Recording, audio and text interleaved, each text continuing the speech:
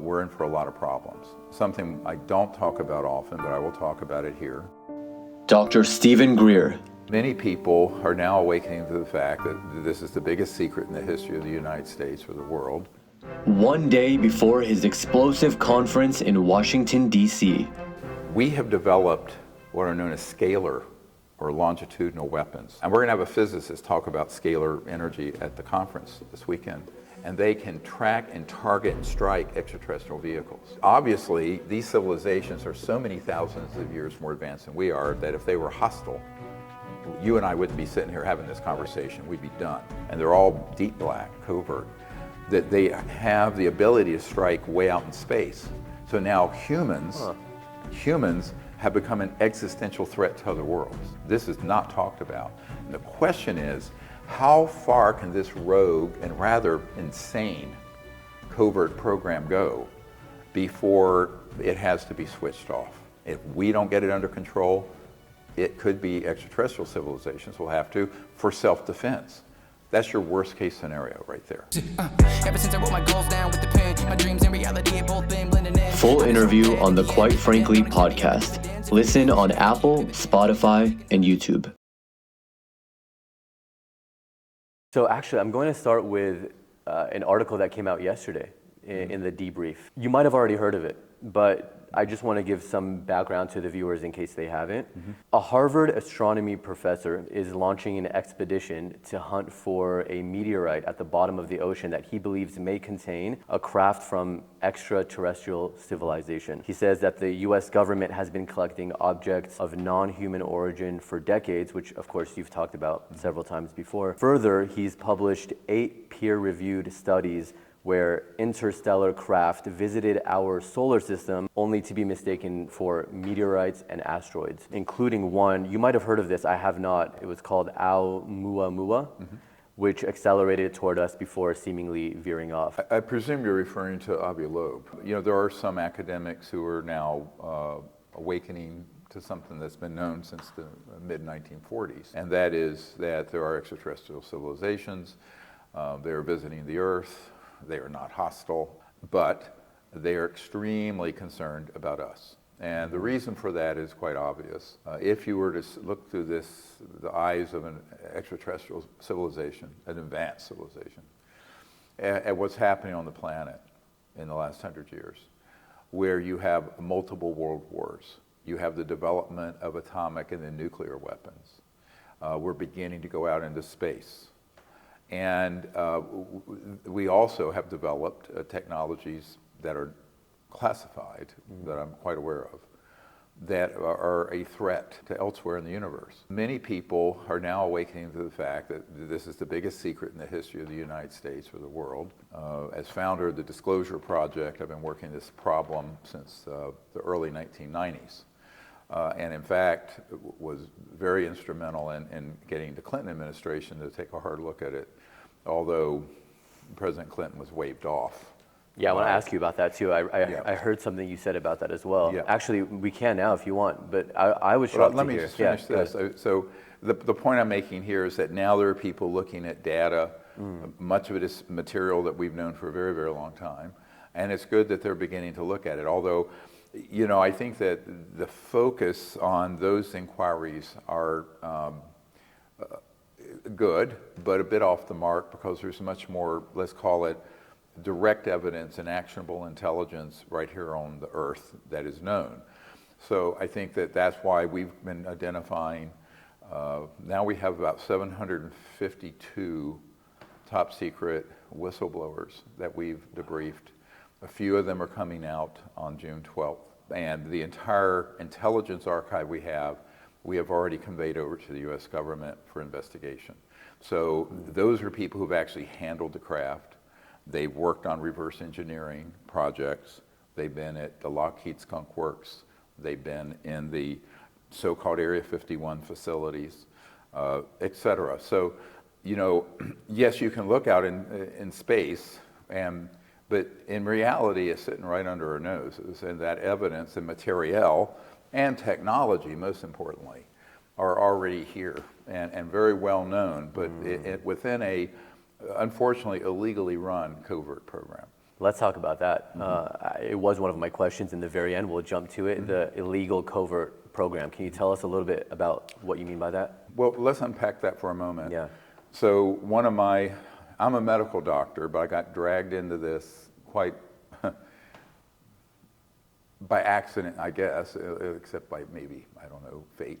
Or something, in the early 1990s. And what we discovered when I began to brief high-level government officials here and elsewhere in the world is that the people like the president and senior members of the Senate Intelligence Committee and other congressional committees, as well as cabinet-level people like the director of the CIA that I personally briefed, were being denied access to these deep black projects dealing with UFOs.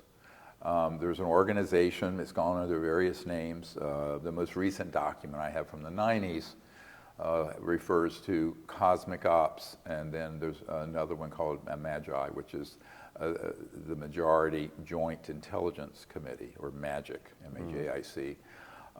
But this is an organization that, as Eisenhower warned, when he made the reference to beware the military-industrial complex, became a illegally run, unsupervised powerhouse in the late 1950s. Wow. So there has been no proper control or oversight of these covert operations dealing with the UFO, UAP issue since around 1957 to 60. Now, while that sounds like an outrageous statement, it's an outrageous fact that this is the case, because we have a very famous producer in Hollywood, for example, who doesn't want to be named, who just gave us a write-up of his meeting with President Clinton after he left office, where Clinton said basically George H.W. Bush, who was a member of this committee, keeping this secret, told him to butt out and it was none of his business. Whoa. As a sitting president of the United States. So, you know, this is a fact, it's not some theory. And now there are key people in the Congress and in the White House who know this, and that's why they've authorized these investigations that we're cooperating with. Yeah, there was an interesting clip, I don't remember where I saw it, but where you say, I think it was the chief of staff for Clinton, who said he was outraged. He called you after your briefing with him and said, we tried to get this information you're talking about and we're denied access. Well, that was actually the person that set up the meeting with the CIA director, who had been on the short list to be Secretary of the Navy for that president, Clinton. And basically, they were shocked that when they made inquiries on this, that they were being flat out told, we're not going to tell you anything. Now, remember, President Carter had the same thing happen. He was flat out told, we're not going to tell you anything. Wow. And in fact was threatened. And more worrisome, I think, equally worrisome, I just shouldn't say more, but equally. You know, I've done briefings for the director of the Defense Intelligence Agency, which is the top intelligence entity for the Pentagon, like the CIA is for civilian. And that director, a three-star general, Patrick Hughes, when I was in his offices briefing him, he said, look, we've made inquiries into this. All I've gotten is denial that it exists. And yet I had within the Defense Intelligence Agency a whistleblower giving me information. But this was at the top general in the command. Similarly, as you probably have seen, the memo that leaked out when I brought astronaut Edgar Mitchell to the Pentagon when I was doing a stand-up briefing for Admiral Tom Wilson, who is the head of intelligence, Joint Chiefs of Staff, very high position, J2 is called, attached directly to the Joint Chiefs of Staff for providing intelligence. What happened with that is that when he started making inquiries, not only was he denied access, even though I gave him a document with actionable specific code numbers and names and locations of these projects. Based on that, he made some inquiries. He was actually threatened personally and told that if he pursued it any further, he would be demoted. He would lose a star off his lapel. When we think of generals or even presidents, we think you can't get higher. I mean, that's it. That's the false narrative that's been sold. What we have done, I want to connect this thought very quickly because I don't want to get too tedious. But having then had dozens of those sort of meetings, not just in the United States, but with the Minister of Defense of Great Britain, Canada, Australia, etc., what we concluded, which is a fact now, that these operations are running unconstitutionally and illegally and have been involved in a number of very high crimes. Let me list them: treason, murder, kidnapping, embezzlement of federal funds. Now, people are going to say, those are very serious allegations. I say, yes, they are, and we can prove them in a court of law, which brings me to the next point. We have about 40 attorneys who have volunteered now to launch a civilian RICO, that's Racketeer Influence Corrupt Organization lawsuit, against these individuals and corporations that are doing this. We're putting that together now. It's just being assembled, and we'll be announcing that at the National Press Club on Monday, on June 12th. So I think that people need to understand this is very serious business, because it takes you all the way up to the current day, where you have the heads of the Senate Intelligence, Armed Services, Government Reform and Oversight Committees, and White House, including a gentleman I'm working with in the White House Military Office who know nothing about the subject and have just been provided no legitimate information upon their inquiries. This is why I started about 16 months ago providing this intelligence material to these investigators who I can't name. One recently has come out. He was more of a deployed out to the field operator, this gentleman, who recently came out as a whistleblower. But what we're trying to say to the people in the government is that they need to pivot from the current top secret process that we're cooperating with in recommending that whistleblowers go through this Office at the Pentagon, AARO, AARO, but we need an actually an open hearing. And an open hearing where these folks are subpoenaed, they testify under oath, and the entire American and world public hear it. So that's what we've been asking for actually since the 90s. Now it looks like the Congress is moving decidedly towards that, but has not yet committed to an open hearing. Right now they're taking testimony in a classified top secret setting, which doesn't really do the public or the media much good, frankly. And if we're in a democracy, a democratic republic, at a certain point, this information has got to be put in front of the people and then the people's representatives, not just a select few that are this so-called Gang of Eight and what have you in the Congress, or the National Security Advisor. And I think this is why I feel, as a private, non-governmental organization, we've been taking the lead now for about 30 years trying to make this happen. And if it can happen properly without a bunch of spin and disinformation, this is a big risk. So far, a lot of the people, and particularly the media that's covered this, have only featured disinformation agents who talk about the threat to the national security, inferring that there's an alien threat, when in reality the threat is decidedly human, and that they have sort of staged, and through false flag operations, there being a threat that's alien. And that is the only thing the media so far has been allowed to cover. Now, I remind people that no less a figure than CIA Director Bill Colby, on the record, and we'll show this video of him saying this, stated that the CIA owns anyone of significance in the media. End of the statement. Who was it that said that? The CIA Director, Bill Colby, back, I think he was CIA Director in the 70s or something. It's a wonderful interview.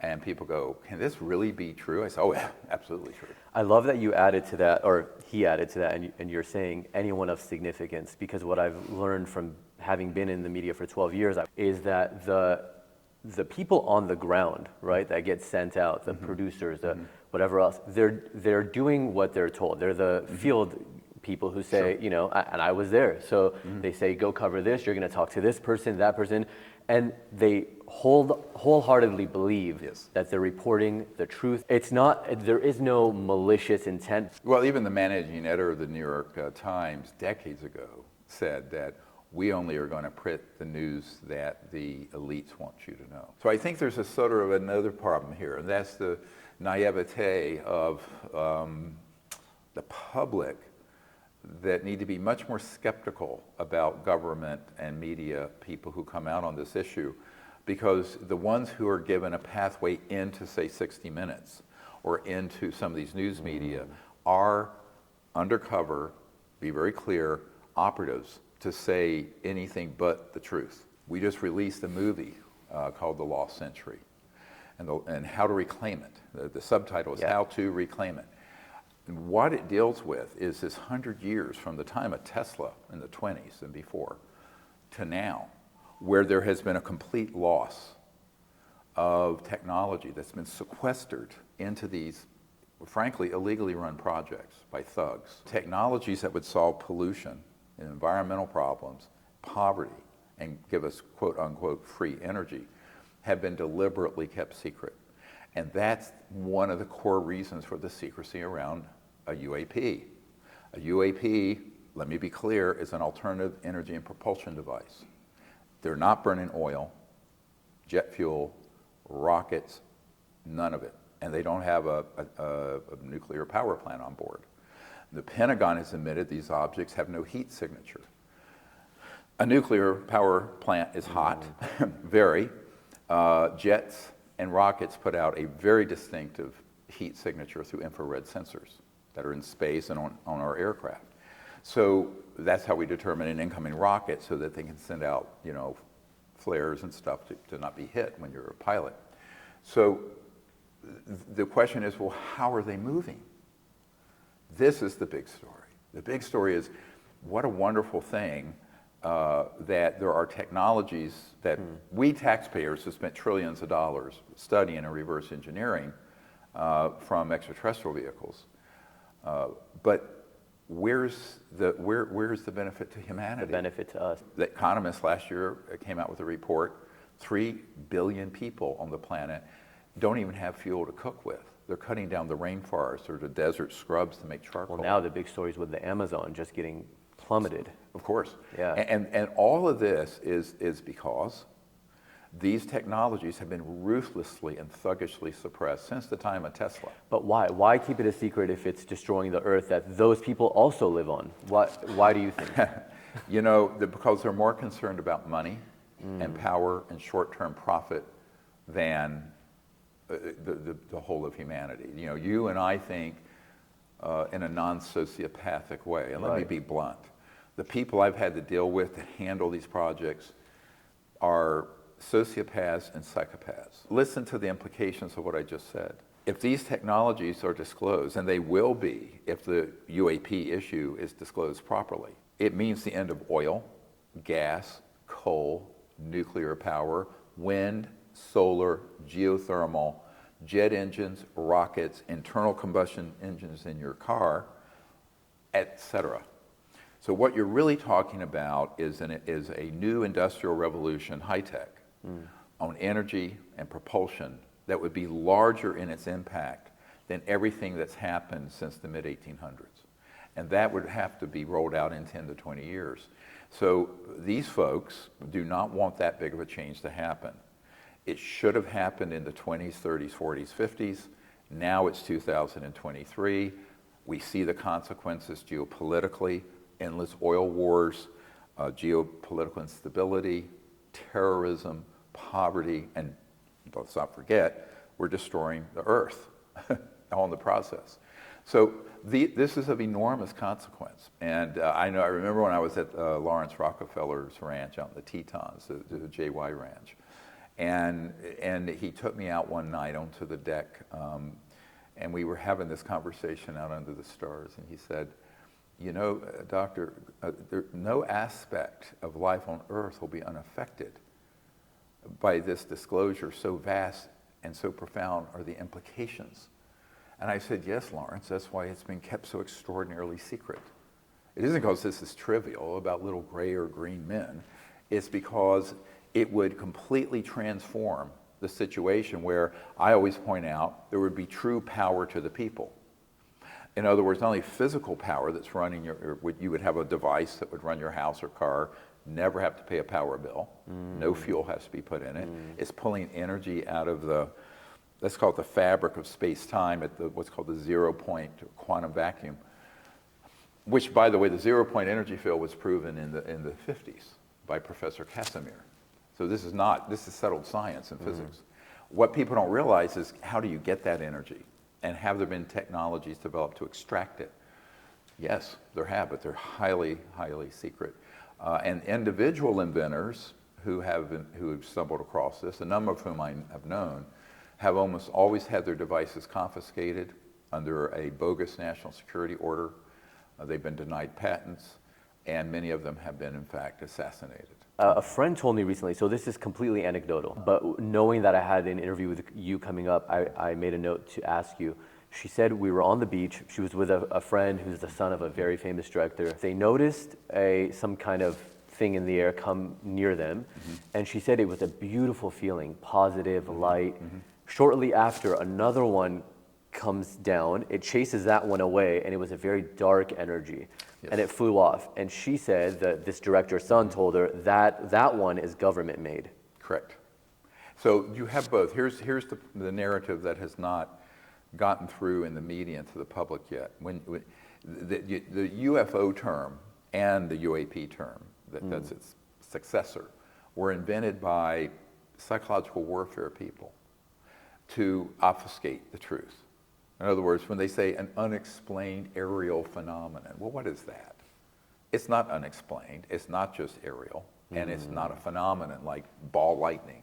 So these terms are concocted to cover up the fact that there are actually two, perhaps three, distinct events happening. Your example is exactly what we've experienced with our CE5 contact efforts, where we go out and attempt to make contact. And we have an app called the CE5. I have the app. Yeah, I've done it with friends. CE5 contact app. And there are millions of people doing this now.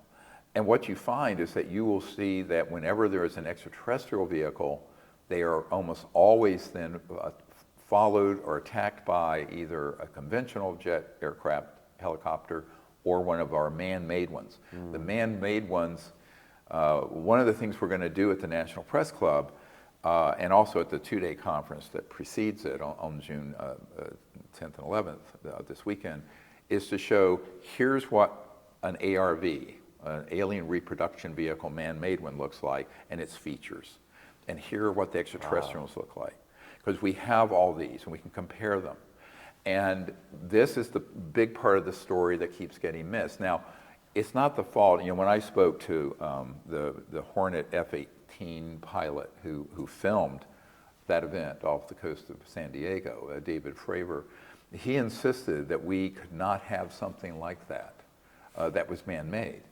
But remember the compartmentalization, the very tight secrecy around this. If you're a jet pilot, and I've just mentioned a CI director and three-star general who didn't know about this, you would not have been read in, is the term, or briefed on it, because you're flying an F-18, which is a jet engine that's from the 30s, 40s, 50s, right? I mean, the basic technology of jet propulsion. So I think that one of the problems also is that our military, almost all of them, don't understand that they're encountering two different things. One is extraterrestrial, the other one are these very covert and illegally managed, man-made UFOs. So wait, can we be clear about that one? So they are U.S. Pilots that are engaging with other, are they government owned or are they privately owned man-made devices? You make a very good point, and that is, what is the nature of this organization that's clandestine and frankly being run illegally?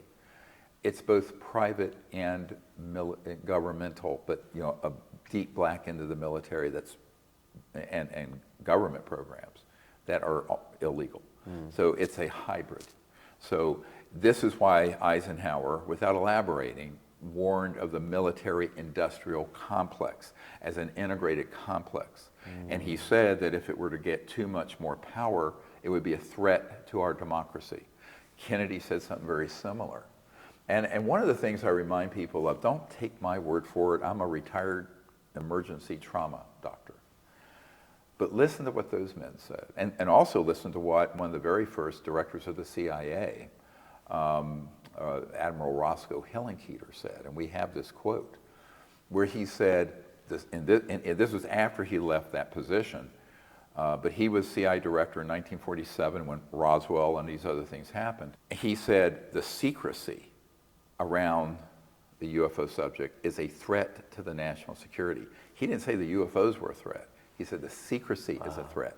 Now, this is a nuance that gets missed by everyone in the media and everyone in the public, because the warnings that were given by the CIA director, by Kennedy, by Eisenhower and others, rather, they don't want to talk about the UFO issue per se, because it's been the subject of ridicule and kooky this and that. But this is what they're referring to. Now that the subject is getting normalized, people are going to begin to connect these dots, and it's a very big dot to connect, and that is there's this hybrid entity that is not just US, it actually has operations all over the world. I was just talking to a very senior attorney and figure in the United Kingdom this week who knows of a head of state who had possession of some of this information and was threatened with assassination if he discussed it. And we're going to have a meeting later this summer in the UK with some of these people. So I think this is a global problem. It is not just the United States. Do you ever personally, for yourself, fear for your life or your livelihood? If I was a fearful man, I would. But I had to cross that Rubicon back in 1992 and 93 when I got into this at that level. And I decided, obviously, this is risky business. But I don't respond to threats and I don't respond to intimidation. And we have a very good, not noticeable security apparatus around what we're doing that I'll just say that the group that is running these projects illegally, they do not want to do that because we're in possession of information that would hit the internet that would be catastrophic. And then they would also be struck. Wow. Yeah, we have that in place. I mean, it's not a veiled. It's You're not a smart man. So Yeah. I was a naive man, I guess, or a trusting man in the '90s when I first started doing this. And here's what I thought. This is really very funny. So I think, well, if we put the best available evidence we have on this, and a set of recommendations to the president, I get this to the director of the CIA and to the president's people. He'll do the right thing for the United States and humanity, and I'll go back to my normal life as an emergency doctor. Wrong.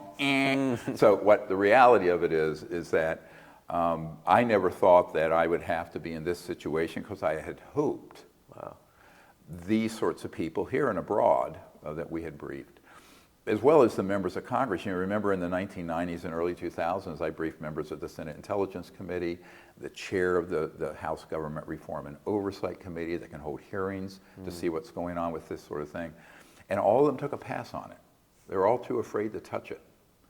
And now, luckily, there's a new generation of people in the Congress and elsewhere who have the courage to do it. And I want to say accolades to the 16 senators who signed that letter to the Pentagon saying, we want you to pick up the investigation of this and pick up the speed of it, because they now know, through information they've received, that this is real, that there are not supervised projects, but moreover, the people constitutionally entitled to know about this in a top secret briefing, in a SCIF, a secure compartmented information facility that's eavesdrop proof. They should be briefed on this on a routine basis, but none of them know anything about it. This is why you have Senator Mark Warner and Marco Rubio, the chair and co-chair of the Senate Intelligence Committee, going, we need information on this. Well, if they had been read in properly, they would have all of it. Do you think they'll get it if they ask for it, or does it have to be, like you said, an open hearing as you're doing? Well, we're providing it. So what I will say, through channels, which I cannot discuss, we are providing all that information, all the locations of every secret base, the names of all 752 whistleblowers, the files that they have sent us that they have and what they saw. This is now in the possession of the Aero office at the Pentagon and the Senate, and soon the House and the White House. They've all received this. So, as of when? As of a few days ago. Wow. So yeah, this is a big story. And I'll tell you, the reason I'm doing this is that, well, first of all, I'm no spring chicken. I'm 68 this month. And most people don't realize that, I have a moral obligation now that they've asked for it. They asked for this, to give them all the what's called actionable intelligence, the information they would need to launch a full investigation and get to the bottom of it. So here's what I'm saying. No more excuses. You have this information. It's all legitimate. It's actionable. Here are their name, rank, serial number, DD-214s, where they were discharged out of the military, what they said, and where they were. So we have been providing for 16 months information to some folks who've been able to find these facilities, at least know where they are, and now have seen the smoke, if not seen the fire. So that's a big change since 2022, early on, about 16 months ago, because now these folks actually have all that. That's massive. Yeah, and I was actually going to ask you, that that was literally my next question is, what is, for people watching who don't know, what is actionable evidence? And then also my second question that I kind of want to piggyback off of that is, you have more than 700 whistleblowers. It's incredible. Other than just your decades of work, why do you think they come to you and they trust you and they say, I want you to tell my story? I think that they know that we're sincerely trying to get to the bottom of this without a spin. And they know that, if you look at what we did in 2001, where we had the first, I think it was 60 or 70 whistleblowers come forward. Wow. And that's all on our YouTube channel, but nobody's, who's looking at it. We'll link right? to it. We'll link to it. Yeah. Okay. Yeah. And it's also their testimony and documents are in our book Disclosure, and also the book Unacknowledged, which went with the feature film Unacknowledged that has had over 750 million people see it. Massive. So I tell people it's all there. We put it out there on a silver platter, but we need to have the media and folks like you put a spotlight on and say, here, all the evidence you're wanting to hear and see and information we put out there, with a caveat. I do not disclose the names of a whistleblower who wants to be masked or secret. I don't unmask someone. It's like doctor-patient or attorney-client. If they give me their information, I can use their information, but I cannot cite their name and put out their personal information unless they say okay. Because I'm not a government agency with subpoena power. And this is let's call it a coalition of cooperating whistleblowers who give us information. And I think they come to us because we have a very long track record of doing this. I mean, don't forget, we began doing this in 92 and 93. We had the first gathering of top secret witnesses in California at Asilomar in 1995. We had the first off-site briefings for Congress in 1997 with a dozen of these whistleblowers. We did the 2001 National Press Club event where a tranche of about 20 of them were there, but we released the information and testimony with their names and everything of about 60 or 70 of them.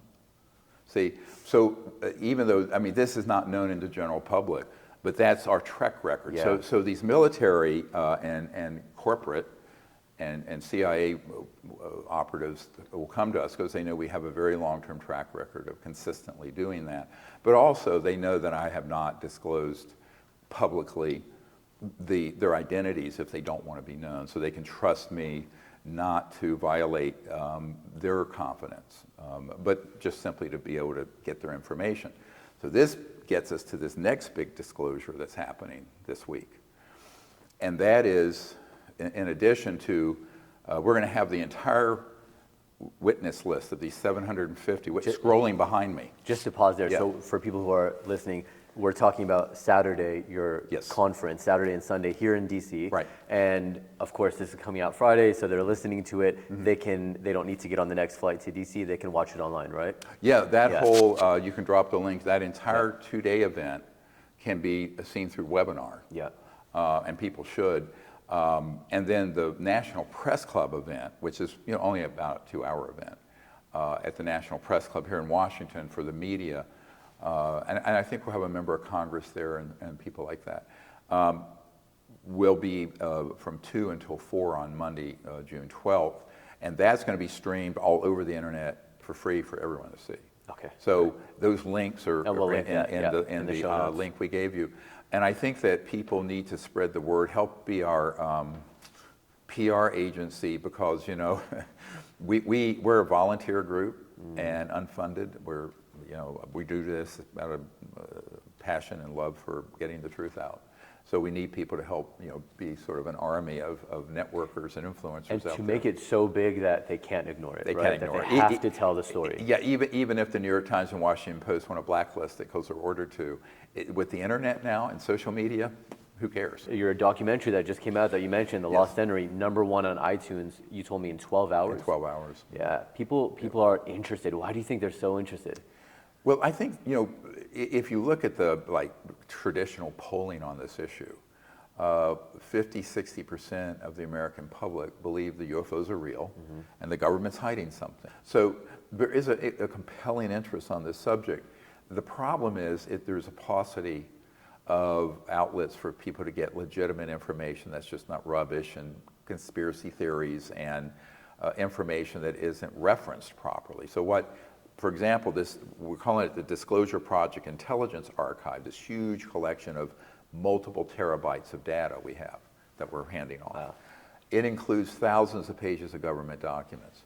It includes the information on 121 crash retrievals where extraterrestrial vehicles have been hit with electromagnetic weapons, crashed, and we've retrieved. How many?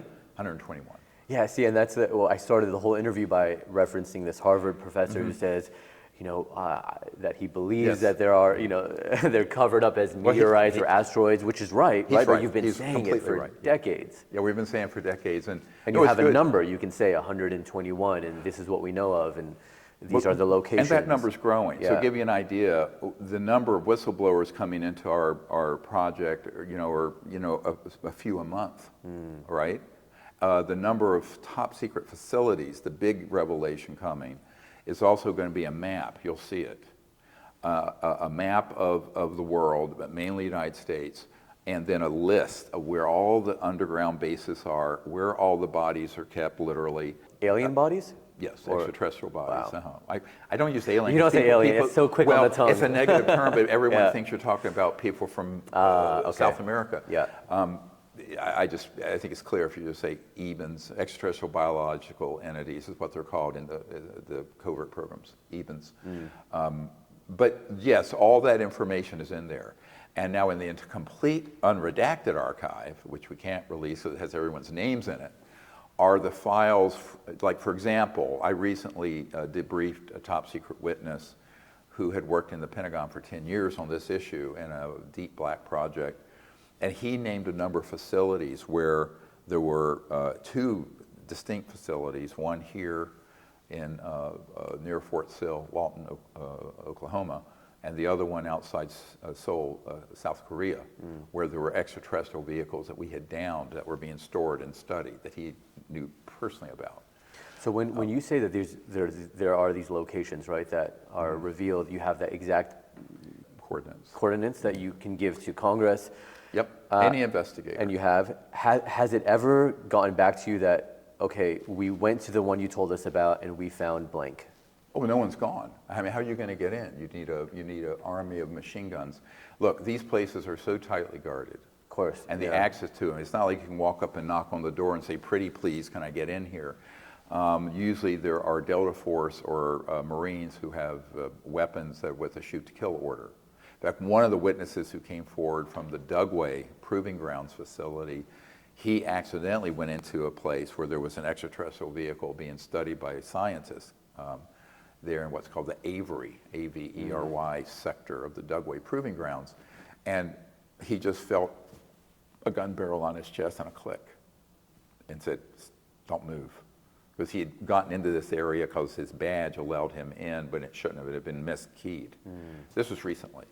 So, you don't walk into these places. But I guess what I'm getting at is how do we know which ones are credible and not if they're just giving coordinates that they found or, Because the witnesses, we're only doing that based on direct, firsthand, credible military or contractor witness testimony who have been in the facility. In other words, that have been there. Okay. It's based on that. It's not based on hearsay. It's based on very direct evidence. And now what's difficult here is the most important of these whistleblowers don't want to come forward unless they can be physically protected, assured that their pensions won't be taken, and that there will be amnesty for anything they may have done improperly. So this is one thing I'm recommending to my contacts in Congress to get moved a bill that will take care of those issues, because one of them, one of the guys who told us about the Fort Sill, Lawton, Oklahoma, underground skiff where there was a ET craft we were studying. He's living on a pension. He's a disabled veteran, but he was involved with this in the 2000s. It was an ancient history. But he is very concerned that because he signed an 80-year non-disclosure agreement, meaning way past his natural lifespan. And it said explicitly, if you discuss this, you will lose all government benefits and be prosecuted. So these men and women, a few women, are very, very frightened. And that's why the Congress and the President need to have explicit legislation that protects these folks so they can come forward safely. If there are extraterrestrial life watching your, what's going on in the news, what's going on with you, just kind of watching everything we're doing, right? Yeah. You might think you're making such a big noise about them and our approach to them that they would know about your mission. Well, they probably do. I mean, why wouldn't they? Have you had any significant, contact where they said, go on, continue, whether telepathic or not? Sure. Yeah. Of course. I mean, that's the genesis of the whole project. Have you ever spoken about it publicly? Not much. I mean, if you look at the Close Encounters of the Fifth Kind movie, I touch on it, but of course, the more you share the truth, the more you're discredited. One of the things that an intelligence guy told me back in 1991, I believe it was, he said, if you tell the public the actual truth about this, the real truth, it discredits you. And it's so outrageous. It's like if someone had written and said, and described in a novel what happened on 9/11 with the towers falling, everyone said, this is so implausible, never going to happen. So I always tell people the truth is way stranger than the fiction and the half-truth that the public are told. But so I have to, my own personal situation isn't important. I mean, I'm sort of on a mission to try to fix this problem, and, I just put it in that perspective. And so I don't see myself as important in it at all. I think the work we're doing is important, but not the But there's a sincerity with you. There's a real sincerity and I can tell that, you don't want to maybe share some of those things that would easily paint you as something that you're not. Well, it's controversial. I was interviewed recently by a podcast. They said, what you're doing, there's a lot of controversy around you. I go, the whole subject's controversial. And so it goes with the territory. But remember, we have documents proving that the CIA in 1953, at least by then, had launched a psychological warfare campaign involving UFOs, up to and including using Disney Studios to make cartoons and ha-ha pieces, and funneling cases to the National Enquirer so they would be tainted by tabloid rubbish, etc. So I think that the public needs to understand the psychological warfare experts in counterintelligence and disinformation are very good, and they have been able to paint the issue as just nonsense and what have you, which is why the mainstream media, who believe themselves to be so brilliant and elite, won't touch it. I had a family member who was at one time the city editor of the Boston Globe, and he flat out said to me, if you put an extraterrestrial body on my desk, we wouldn't report on it, even though I knew it was real, because this is the Boston Globe and we don't deal with tabloid rubbish. So I'm quoting. So my point to people is that the psychological, the way they've captured the narrative, now that it's coming out, they're trying to redirect the narrative. Oh, it's real, but it's a threat. It's a threat, yes. And we don't know what they are. To hide and cover up the fact, we already have the technologies that get us off oil. So this is a diabolical bunch of very skilled and well-funded operations. Now, one of the top secret whistleblowers coming forward this weekend at the National Press Club is a Marine. Young guy, 19, 20, he was in Indonesia. And after that terrible earthquake and tsunami in 2009, 14 years ago, and his platoon, he and 5 other Marine buddies, were helicoptered into a site, and they came across a 300-foot diameter, that's as big around as a football field, man-made alien reproduction vehicle, they're called, or electrogravitic, with these guys, all heavily armed guys, offloading illegal drugs and weapons. And so there is a definite connection to the illegal drug trade and some of the most rogue and dangerous aspects of this secret organization. Wow. And that's where you get a lot of cash. Our witness from the Dugway Proving Grounds, an Air Force woman there who worked in the office, said all the transactions there are in cash, pallets of cash. So this should alarm everyone, because on the one hand, the constitutional U.S. government is trying to stop, through the DEA and others, drugs. On the other hand, there's this rogue element that have very advanced technologies and craft who are actually enabling that entire drug trade. So I think this is a very big problem that I've known about since the 90s, and now finally there's a first-hand witness. Now this man, who's now 33, enormous courage, Michael Herrera, and he was told by the people there, it was almost a gunfire incident, friendly fire or not, and he was told, if you talk about this, we will execute you and your entire platoon, all 6 of you. He was flat out told he'd be killed. And he will testify to that. You'll see it this weekend. So I think that this is the sort of thuggery that the people I'm working with now, who are the field operatives that have gone out, when they write back to me on an encrypted system, say, these are thugs. I go, yes, they're thugs. It's a criminal enterprise, is what we've been saying for decades.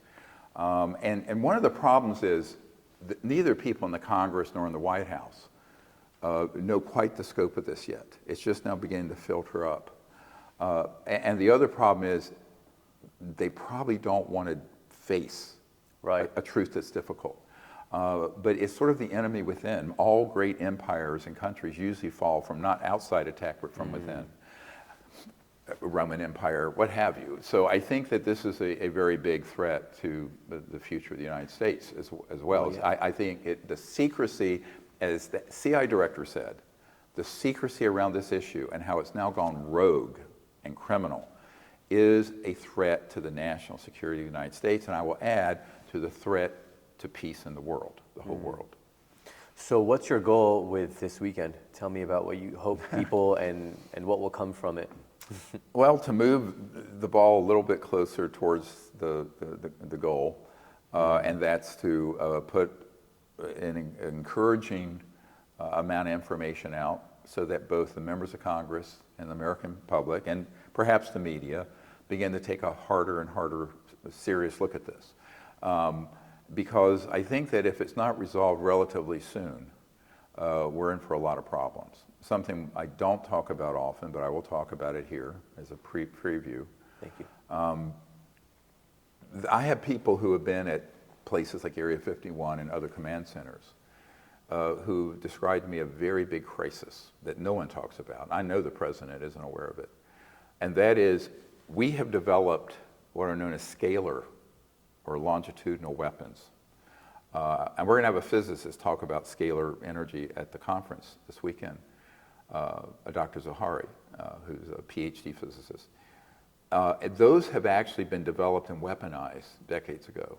And they can track and target and strike extraterrestrial vehicles. Obviously, these civilizations are so many thousands of years more advanced than we are that if they were hostile, you and I wouldn't be sitting here having this conversation. We'd be done.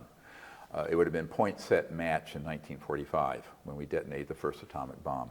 However, the big problem is the evolution of those technologies from when Tesla talked about them in the early 20th century to now. And they're all deep black, covert, that they have the ability to strike way out in space. So now humans have become an existential threat to other worlds. This is not talked about. And the question is, how far can this rogue and rather insane covert program go before it has to be switched off? If we don't get it under control, it could be extraterrestrial civilizations will have to for self-defense. That's your worst case scenario right there. It wouldn't be because they're hostile towards humans per se or to the Earth. It's because there are these technologies that are literally 1,000 years beyond anything CNN or Good Morning America or anyone else reports on, that have been developed and have been deployed to target these extraterrestrial craft assets and potentially beyond. Why? Because if you look at what's called quantum entanglement, where every point in space and time is connected to the other through quantum entanglement, Eisenhower called it the spooky effect. Those weapon systems operate in a quantum way. They're not operating in a straight line at the speed of light, which means that distant points in space, very distant, light years away, can also be targeted. Wow. Yeah, I've never talked about this, but this is actually, when I briefed the director of the Defense Intelligence Agency, this was a chief point of the conversation, is how dangerous these programs are, because we have people who are not being supervised, who are like that Dr. Strangelove movie with the mad scientist riding the nuclear bomb down going, you know, yeehaw. They're those kind of people. And it's like, you really can't let people like that with those kind of technologies, you know, run amok, which is what's happening. Without us being a threat to them, do you think extraterrestrials are at all a threat to us?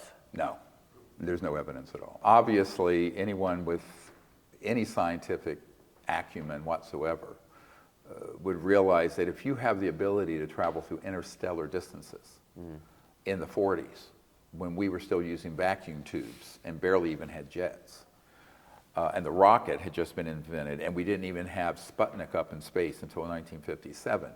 If they were hostile, once we detonated atomic and nuclear weapons, they would have simply shut the whole planet down. Or even before that, would have enslaved us, or would have something. It's just ludicrous. Now, it makes great science fiction, it makes great Hollywood movies like Alien and War of the Worlds and Independence Day, and you know, it makes people billions of dollars, but it's a complete rubbish and nonsense.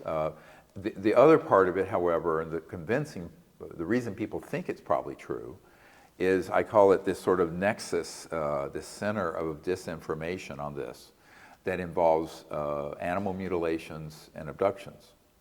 Now, those are all being done by black projects.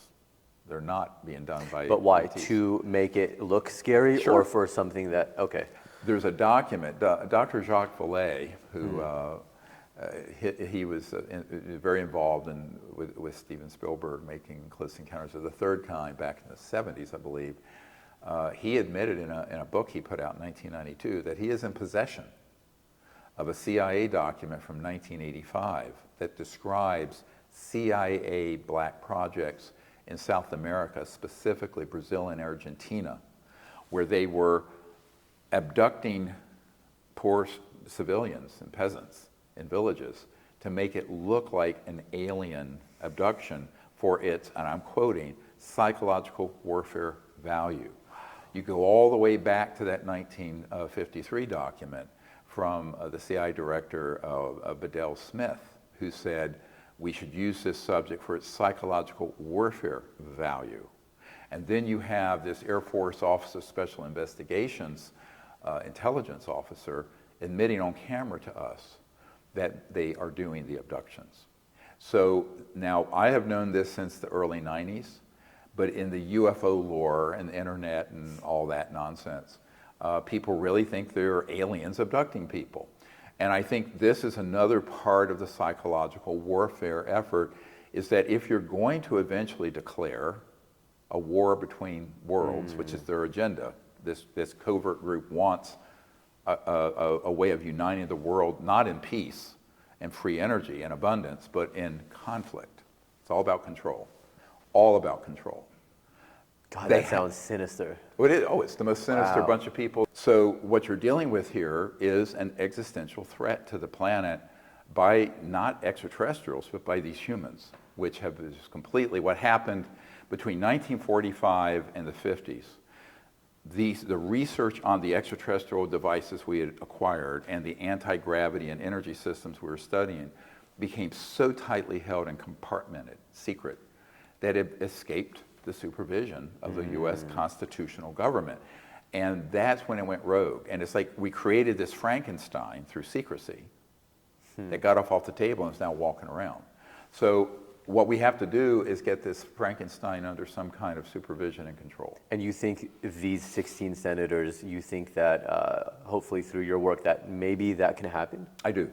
I do believe, and in fact, more promising perhaps, are people in the House of Representatives on the investigatory committees, like House Government Reform and Oversight, who want to have these open hearings. And some of them are fed up, quite frankly. But how would they know who to call forth if these people are so covert? How do they know who to call forth? They would subpoena some of the 752 witnesses I have.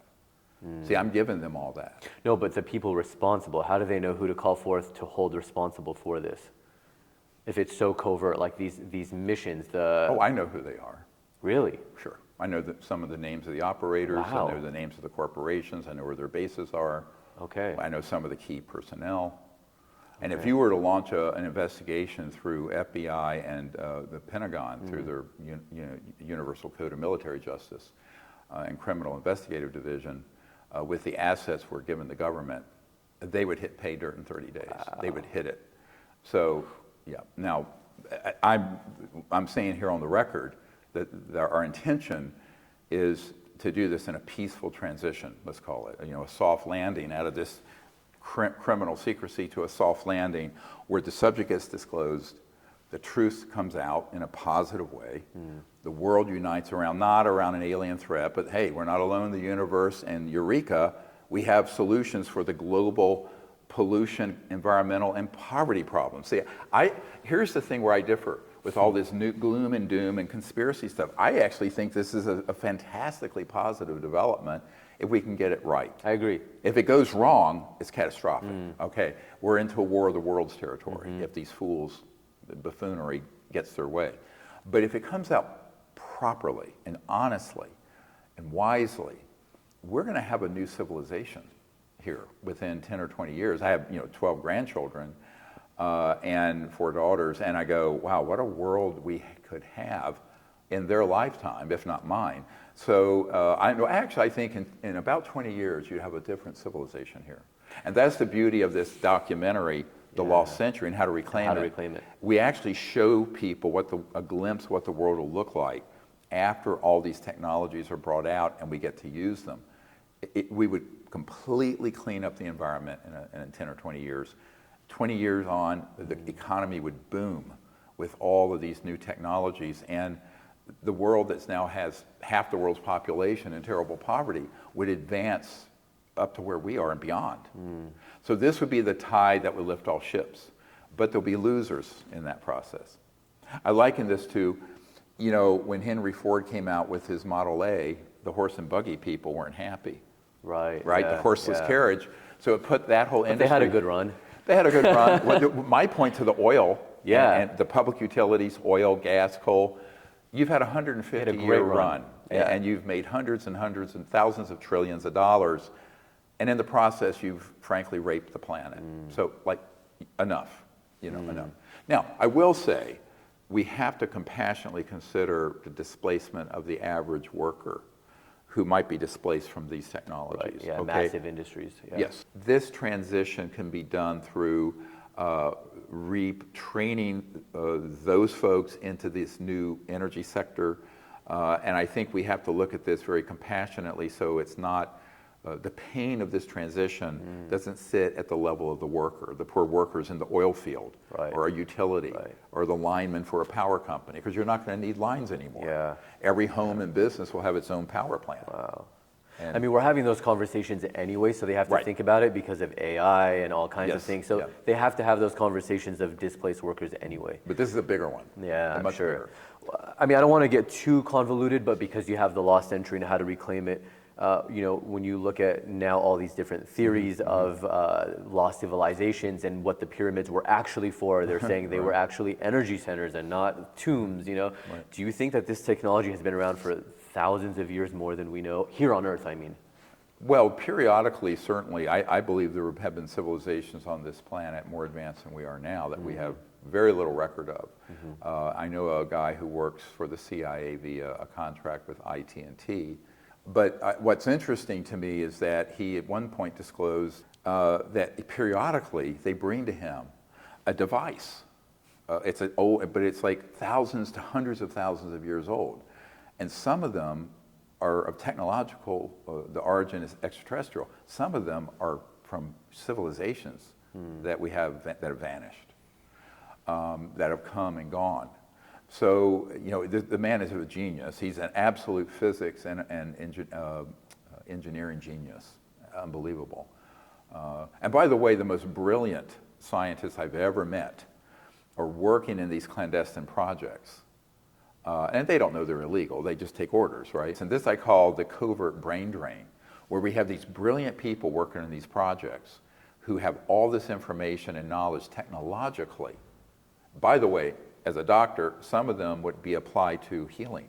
Right now, the worst elements of people on Earth have it, when it ought to be in the hands of scientists and the public to be looked at to say what part of this technological constellation can be safely released. Like right now, I would not recommend the release of the propulsion technologies, which can be turned into a missile. So you have a terrorist in Mogadishu can drop a dirty bomb on New York City in 30 seconds from Africa. You don't want that yet. Yeah. However, the energy generating technologies, the medical technologies, those would be just absolutely transformative for so many industries. But the flip side, disruptive. We were talking as we were setting up about how we're always on our phone, we're looking at screens, and then we forget we live on a planet. But you know, our ancestors looked up at the stars, they looked up at the skies, Yes. they were always looking, and we're just so here that we forget, like there's so much out there. My first great love was the earth. I guess my great spiritual connection, because we were not raised religiously at all, was earth and the beauty of the earth. And maybe it's because, you know, my grandmother's Cherokee, I have this sort of resonance with earth and nature, but I think that the truth is that it's the womb of an evolution of intelligent life in this part of the universe. Yeah. And it's precious, and we are destroying it. So I think that, you know, when people look at that and then they connect the fact that these UFOs and UAPs, I always just return to this theme, it's an alternative energy and propulsion system. It's not using nuclear or jet fuel, none of it. And the fact that the Pentagon has said those are real 3D objects that are not using jets and not using rockets, in a way they have indirectly said the technologies somewhere exist. So what the lost century and how to reclaim it's about is to say, yeah, it does exist, here's where it exists, and here we also put in that movie a roadmap of how to get from here to there. How do we go from our current situation to disclose these technologies, and what does the world look like in 20 years, 50 years, 100 years, 1,000 years? We did some motion graphics to show how the world is transformed. What would you say to the kind of the TikTok generation that are out there, and honestly the power that they have with influence, with awareness, making a topic so big? What would you say to them? Well, we need their help. I'll tell you very bluntly, because our group is an unfunded public interest group that has no funding. What we can do is get this information to those sorts of folks and ask them to put out clips of the video of it, put out links to what we're doing, links to the lost century and how to retrieve it. Because that generation, you know, these are my children and grandchildren's generation, are exactly the people who, if we don't get this right, are going to inherit a terribly difficult situation on this planet. And so almost all of those younger folks are very concerned about the environment and poverty and justice.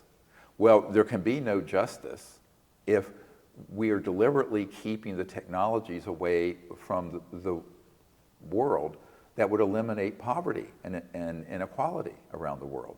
There can be no environmental future if we don't bring out something better than a solar panel. So I hope that this message resonates with people of all generations, but and I'm glad you mentioned this, the folks on TikTok and social media, and which of course I have no social media skills whatsoever. I'm better with a ventilator or, you know, a chest tube or something, but I think that, but there are people who are very good at that. We need a lot of people who are big influencers. But you're really good at resonating with those people, right? Like the Demi Lovatos of the world, Yes, you know, the right. Miley Cyruses of the world, who will resonate, and they want it to get out there. They're curious, at least, right? And we need that help. Actually, I would encourage more people like Demi Lovato and others who are interested in this to drop links for us, put the word out. Dr. Greer, thank you so much. Thank you. Yeah, I You're great. appreciate it. Appreciate really it. great. Thank you. Yeah, thank you. Yeah.